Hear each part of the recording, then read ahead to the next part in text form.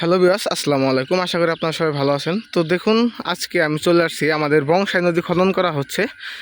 এটা হলো মধুপুর, এটার নাম হলো বালুভাঙ্গাদহ, এই জায়গাটার নাম। তো এটা বংশাই নদীর একটা এরিয়া। দেখুন কত সুন্দরভাবে আমাদের বংশাই নদী খনন করা হচ্ছে।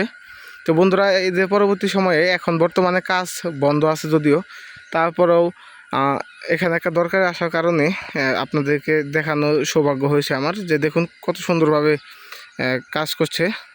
তো তো বন্ধুরা, স্থানীয় যে সূত্র মতে আমি এখানে জানতে পেরেছি যে প্রায় 11 ফুটের মতো গভীর করা হচ্ছে। চার সাইডে মানে নদীর গভীরতা আর কি 11 ফুট করা হচ্ছে, নিচ তলা পর্যন্ত। তো বন্ধুরা দেখুন কতটুকু জায়গা কিন্তু ভরাট হয়ে গেছিলো, পুরোটাই কিন্তু পরবর্তীতে কেটে ফেলা হয়েছে। এই যে দেখুন বিশাল আকার ড্রেজারের মাধ্যমে কিন্তু আমাদের বংশাই নদী খনন কাজ চলছে। তো এটাকে দীর্ঘমেয়াদী প্রজেক্ট, যদিও আমরা জানতে পেরেছি যে সঠিক তথ্য পাইনি, তারপর জানতে পেরেছি 6 বছর একটানা এই কাজ চলবে। তো বন্ধুরা দেখুন, সাইড দিয়ে আপনাদেরকে যদি একটু দেখাই যে কিভাবে আমাদের নদীটা খনন করা হয়েছে।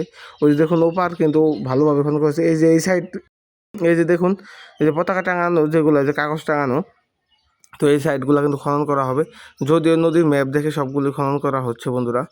তো দেখতে পাচ্ছেন আপনারা যে কত সুন্দরভাবে আমাদের বংশাই নদীগুলো খনন করা হচ্ছে। তো আমাদের বংশাই নদীর যে কোনো আপডেট পেতে আমাদের চ্যানেলের সাথে অবশ্যই থাকবেন। দেখুন নদী কিন্তু ভেঙে ভেঙে পড়তেছে এই গভীর করার কারণে। আর গভীর হলেই কিন্তু নদীতে প্রচুর পরিমাণে মাছ হবে, তখন আর নদী শুকাবে না। তো দেখুন প্রায় নদীর যে বরাবর রেক ছিল সেই বরাবরই কিন্তু নদী খনন করা হচ্ছে। কারণ সরকারি জায়গা যে দিক দিয়ে নদী গেছে সেই দিক দিয়ে খনন করা হবে, অন্যথায় অন্য কোনো জায়গায় খনন করা হবে না বলে জানতে পেরেছি। তো দেখুন বন্ধুরা, কীভাবে মাটিগুলো ফেলা হচ্ছে কোন জায়গায়, সেটা আপনাদেরকে যদি একটু দেখানোর চেষ্টা করি তাহলে আপনি দেখতে পারবেন যে কত সুন্দরভাবে দেখুন জায়গাটা করা হয়েছে মাটি ফেলার জন্য। তো বন্ধুরা, সকল ধরনের আপডেট পেতে আমার চ্যানেলের সাথে থাকুন। ধন্যবাদ সবাইকে। এই পর্যন্তই আজকে, অন্যদিন দেখাবো।